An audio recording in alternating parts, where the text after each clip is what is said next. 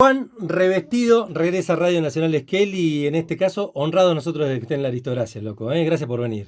Bueno, gracias a ustedes, un saludo, un placer estar de vuelta en esta casa, que es la radio acá de la ciudad hace tantísimo tiempo. Carlos, Mauro, María, que andará por algún lugar, y ahí Lito, la verdad que está lindo volver acá a la FM. ¿Cuántos años ya en Nacional?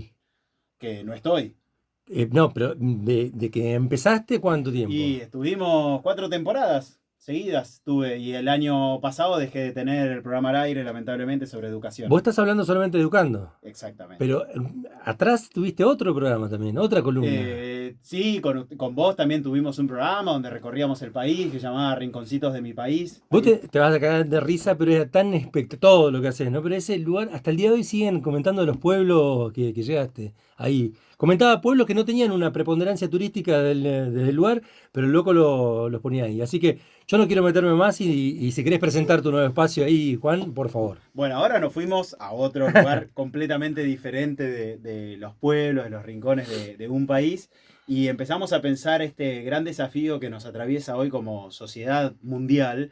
Yo le puse el título Ciudadanía Digital, que no es un nombre inocente, y vamos a tratar este primer espacio que nos vamos a estar encontrando más o menos cada 2 semanas, una cosa así. Vamos a darle la posibilidad de que voces de especialistas charlen y nos expliquen a quienes estamos aquí en la radio y a ustedes del otro lado de la audiencia de la aristocracia, puedan saber un poco cuáles son todos los aspectos de esto de la ciudadanía digital. Pero antes me parece que es importante, ustedes por este ejercicio, yo soy docente, trabajo con futuros docentes, trabajo con estudiantes adolescentes y también doy charlas para quienes son ya docentes. Entonces trato de hacer un ejercicio un poco de pregunta y respuesta. Y en las escuelas secundarias suelo consultarles, bueno, estudiantes, ¿ustedes se consideran ciudadanos, ciudadanas? Así que les pregunto a ustedes dos que están acá en el piso, si se consideran ciudadanos y por qué. Calculo que sí, porque estoy inserto en esta sociedad, me manejo según los cánones que se maneja la sociedad, así que me parece que sí. Uno respeta el orden que se dio la sociedad o la comunidad como para poder funcionar de una manera más o menos correcta. ¿Y qué es tuyo propio que te hace ciudadano aparte de esta cuestión de adaptarte a las normas? ¿Qué me hace ciudadano? No sé, quizás, a ver, en un principio me parece vivir en un determinado lugar, me hace ciudadano ese lugar. Y después, bueno, compartir con mis vecinos en un espacio, o espacios comunes, compartir un lugar de trabajo con otros seres humanos que no son parientes míos ni a veces ni siquiera son amigos, pero bueno, compartís un espacio, el espacio que compartís cuando viajás, el respeto por el otro, tratado de dar y también de recibirlo. Bien, rescato, compartir, convivir, respetar a las otras personas. ¿Agregarías algo más, Mauro, vos? Vínculos o identidades comunes. Identidades, me gusta ese término. Bien, o sea que eso es ser ciudadanos y ciudadanas en un país, en una nación, en un territorio. Ahora, ser ciudadanos y ciudadanas digitales, ¿ustedes se consideran? ¿Y por qué? Lo voy a largar a lo bestia, ¿eh? Dale. Que sí, por esa, voy a traer un término viejo, ¿no? Ajá. Como aldea digital o aldea global, es decir, un lugar, un territorio nuevo, ya tiene algunos años, pero en el cual comparto vínculos o cuestiones con gente con distancia territorial lejana, ¿no? Lejos. ¿Vos, Carlos? Y tengo una IP. Bien, algo que te marca.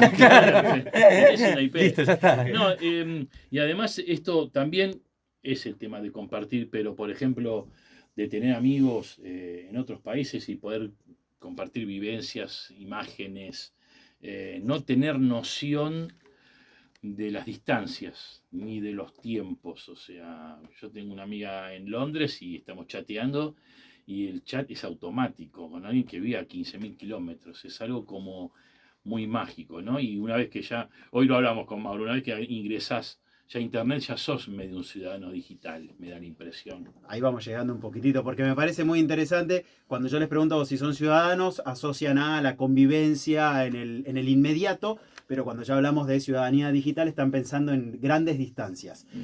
Lamento decirles, o por lo menos por suerte diría yo, que podemos afirmar que somos ciudadanos o ciudadanas todo el tiempo, hace ya mucho tiempo, en todo momento y lugar, querramos o no querramos. Y esto es interesante porque así como somos ciudadanos, querramos o no querramos, de un país, porque yo le agregaría a la definición de ustedes que tenemos derechos y deberes y que esos derechos hay que conocerlos y poder ejercerlos, en la ciudadanía digital funciona de la misma manera. Este concepto es un concepto que ya tiene más o menos 10, 15 años de vida, ha sido muy fogoneado por la UNESCO y que tiene que ver con la posibilidad de convivir, agrego ese término que tenía un poco que ver con lo que decía Carlos, convivir a través de los espacios digitales, virtuales, con las distintas tecnologías. Quiere decir que nosotros podamos primero acceder a las tecnologías digitales, aprovecharlas y hacer un uso lo más crítico y significativo posible, y producir, interactuar, compartir, difundir, o sea, convertirnos en sujetos activos de este mundo digital, que sin ir más lejos, yo tengo ahora a Mauro que está con un celular filmándome, eso después se va a subir a su canal de YouTube y a través de las redes ustedes van a llegar. Hay quienes sostienen, por ejemplo, la idea de una cultura digital. Recién hace un ratito Mauro hablaba de la aldea global, un concepto de McLuhan, que hoy podemos pensar que se trasladó esta idea de cultura digital, como una especie de, bueno, ahí está la cultura digital, vamos a entrar en ella. Históricamente, hace 2 décadas atrás, creíamos que lo analógico era esto, que nos encontramos, nos podíamos tocar, oler, bueno, saber cara a cara, mirarnos a la cara, y pasar esa frontera de lo digital ya era con las computadoras, con estos dispositivos que nos permiten conectarnos con gente de todo el mundo. Hoy ya esa diferenciación, esa frontera no existe más. Lo digital nos atraviesa, esa idea de cultura digital a la que algunos entran y otros todavía no entraron, no hay manera de esquivarla. Por eso hay un autor con el que vamos a estar conversando dentro de 2 semanas, que se llama Sebastián Novomirsky, capo, es el jefe de capacitación de la Defensoría del Público de Buenos Aires, y él nos va a estar explicando su concepto que es de la digitalización de la cultura. Él lo que sostiene es, vos no te podés mantener al margen de la digitalización, por más que tengas 90 años o 2 años, porque lo digital nos atraviesa en todas las prácticas de la vida. A veces nos cuesta más y a veces nos cuesta menos. Y ahí, por ejemplo, hace ya 25 años más o menos, hubo un muchacho que se llamaba Prensky, que vino y dijo, bueno, ok, acá tenemos por un lado los nativos digitales, que son los pibes y pibas que nacen en el siglo XXI con las tecnologías que las saben manejar de taquito, y después estamos todos los viejos, que tenemos mayores dificultades, somos más analógicos. 8 años después se dio cuenta de que esa diferenciación generacional no tenía ningún sentido. Y yo creo que la pandemia nos lo demostró. Total. Porque nosotros llegamos a la pandemia creyendo que pibes y pibas iban a adaptarse rápidamente a estas clases virtuales, y la verdad es que quedó demostrado que ni siquiera adjuntar un archivo en un mail podía, no sabían mandar un correo electrónico. Y lo que concluimos hoy en día es que no tiene que ver con una cuestión generacional. Porque digo más, al interior de estos pibes y pibas que nacieron en los últimos 20 años, es decir, con dispositivos digitales a la mano, con internet, no todos nacieron en igualdad de condiciones. O sea, hay pibes y pibas que accedieron a un dispositivo digital, por ejemplo, sin ir más lejos, con las computadoras de Conectar Igualdad hace unos 10, 15 años atrás. Y antes no habían dispositivos digitales en la casa. O capaz ese dispositivo, esa compu llegó a la casa, pero no tenían internet. Por lo tanto, sabían algo de digitalización, pero no se podían conectar con el mundo. Entonces la pregunta es, ¿eran ciudadanos y ciudadanas digitales del mundo, de esta aldea global? Y muy probablemente no. En otras familias donde nacieron con múltiples dispositivos, tablets, netbooks, notebooks, etcétera, etcétera, tenían otras facilidades y una buena conectividad. Bueno, les tiro un dato. Hace 1 año y medio atrás yo hice un trabajo, una investigación. Chubut era la tercera provincia con velocidad más lenta de descarga de todo el país. Un promedio. Perdón, ¿cuál dijiste? La tercera más lenta de todo el país. O sea, estamos power. Power para atrás. El promedio era unos 16 megas de bajada, que era ínfimo cuando en la ciudad de Buenos Aires el promedio ya superaba los 200 megas. Bueno, estábamos muy atrás. Entonces, esta diferenciación generacional empezó a perder sentido y nos invita a nosotros a pensar que en realidad ese concepto de nativos e inmigrantes, que seríamos los viejos que tratamos de meternos en esa cultura digital, no va más. Y lo que consideramos, quienes estudiamos esto y nos posicionamos de una mirada un poco más crítica, mejor pensar en términos de ciudadanos, es decir, personas que se han familiarizado con las tecnologías digitales, que la han domesticado. El concepto de domesticación me parece súper interesante porque te permite apropiarla del ámbito privado y la llevas a cualquier otro entorno y la aprovechás al máximo. Eso es ser un verdadero ciudadano y ciudadana de este entorno digital. Ahora, del otro lado, hay gente que todavía no se ha acercado, no se ha familiarizado o no ha logrado domesticar, hacer propias esas tecnologías. Bueno, vamos a llamarlos visitantes. Entonces que de a poquito se van acercando, a veces más a la fuerza, porque hay quien se resiste, que es más analógico, y hay otros como que tienen la predisposición a equivocarse, control Z, que es el famoso botón de deshacer, por si la pifio. ¿Se sabe, por ejemplo, qué cantidad del mundo, qué cantidad de la población mundial está conectada a la red o utiliza dispositivos digitales? Porque, digamos, hoy lo que decía armas, que el medio te condiciona. También hay un montón de gente que por cuestiones geográficas, ya ni siquiera económicas, sino que geográficas, están absolutamente afuera de lo que es la red digital. ¿Se sabe? Y en ese caso, ¿cómo se los denominaría a estas personas que no tienen ningún tipo de contacto con lo digital? ¿Son visitantes? ¿Son probables visitantes a futuro? ¿Cómo se los considera en todo este entorno que vos estás mencionando?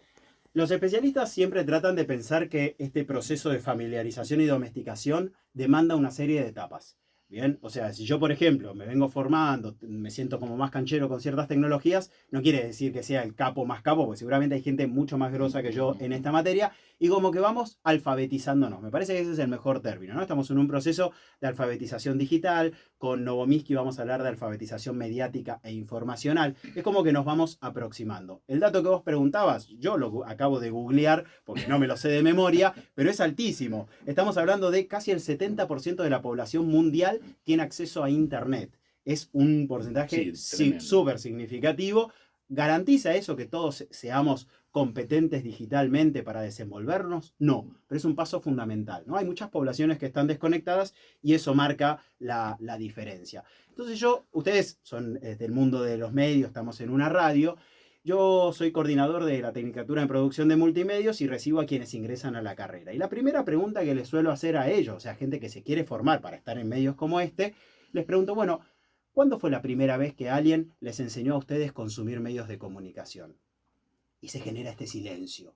Porque nunca nadie, y a ustedes tampoco, nunca nadie les enseñó cómo consumir medios de comunicación. Y si eso lo trasladamos, por lo menos hasta que tomaron la decisión de meterse en el mundo de los medios, si eso lo trasladamos al mundo de las redes sociales y las tecnologías digitales, pasa exactamente lo mismo. ¿Cómo vamos aprendiendo? A los golpes, imitando, viendo, comparándonos, buscando ejemplos. ¿A qué te referís con el cómo? Eso es una Por eso te digo, mágica. ¿sabes por qué te digo? Porque, por ejemplo, yo empecé a escuchar radio porque mi viejo me contaba que a él le encantaba poner una radio portátil abajo de la almohada y se quedaba dormido así. Y yo lo hice muchísimos años. Y la primera radio, una radio Seiko muy vieja, que me la regaló Papá Noel, estuvo destinada a ser puesta debajo de la almohada y así escuchar mis primeros programas de radio. Obviamente no me enseñó cómo procesar lo que la radio emitía, pero sí me enseñó cómo acceder a la radio. Bueno, pero la cuestión del acceso no es lo suficiente, porque yo accedo a una computadora. Ahora, sé usarla, sé apropiarme de ella, sé comprender y producir en el lenguaje, por ejemplo, radiofónico. Bueno, yo hablaba de alfabetización. Cuando nosotros nos alfabetizan inicialmente, alguien en forma sistemática, intencional, sostenida en el tiempo, se sienta a nuestro lado y nos empieza a explicar cómo leer y escribir textos.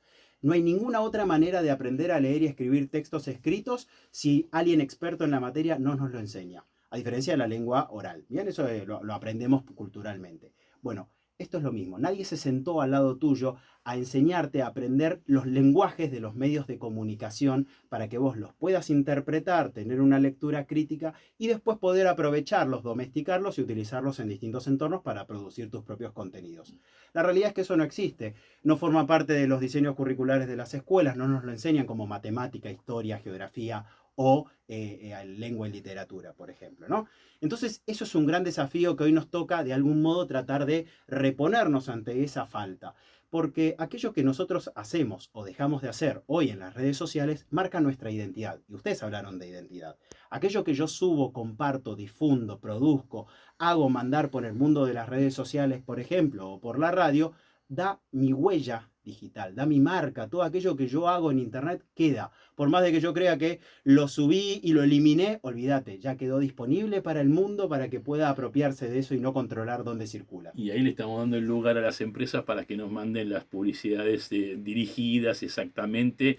Y lo que decíamos hoy a Mauro, hablamos sobre inteligencia artificial y prende la computadora y te aparece una noticias sobre inteligencia artificial y vos decís, ¿qué pasó? ¿Me escuchó el teléfono, me escuchó la computadora? Y eso a mí por lo menos no deja de sorprenderme. Eso se llama alfabetización informacional. De eso vamos a estar hablando en la próxima. Y es importante que nosotros tomemos ciertos recaudos para poder cuidarnos en el mundo de las redes sociales, en el mundo de los dispositivos digitales.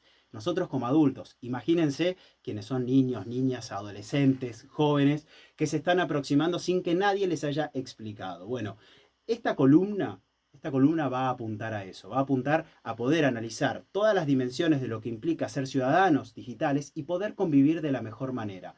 Va a ser un proceso arduo. Vamos a hablar sobre las configuraciones que permite TikTok para el acompañamiento familiar. Vamos a hablar sobre las definiciones más normativas que establece Instagram. Vamos a pensar los controles parentales. Vamos a pensar cómo producir contenidos y hacerlos críticamente y desarrollar nuestras competencias digitales. Y la expectativa en algún momento es que cuando en un futuro, 10 años, alguien te pregunte, bueno, ¿cuándo fue la primera vez que a vos te enseñaron a consumir y producir medios de comunicación y en redes sociales? Que él responda o esa persona responda en la aristocracia de Nacional Esquel. Capo total. Muy bueno, loco, ¿eh? Y lo mismo le estaba diciendo a Alito ahí. Un placer escucharte, además de abordar estas cuestiones de una visión, desde diferentes visiones, que siempre es lo que me gusta, y sobre todo la dinámica que le pones, Vigi, ¿eh? Me encanta. Un placer. Un honor, loco, ¿eh? Un honor. Gracias, Revestid. Gracias a ustedes por volverme acá a dar lugar en esta hermosa casa. Juan Revestido, ¿cómo podemos seguir? ¿Tenés intención de que compartan o vayan a ver alguna de tus redes o algún lugar? No soy muy del mundo de las redes sociales porque ya les voy a explicar. Vamos a meternos. Yo, miren, les tiro un concepto para que vayan rastreando el sharenting. Dale. Es un problema que nos atraviesa a todo el mundo. Juan Revestido, cada 15 días a las 5:30 de la tarde, aquí en La Aristocracia, en Radio Nacional Esquel.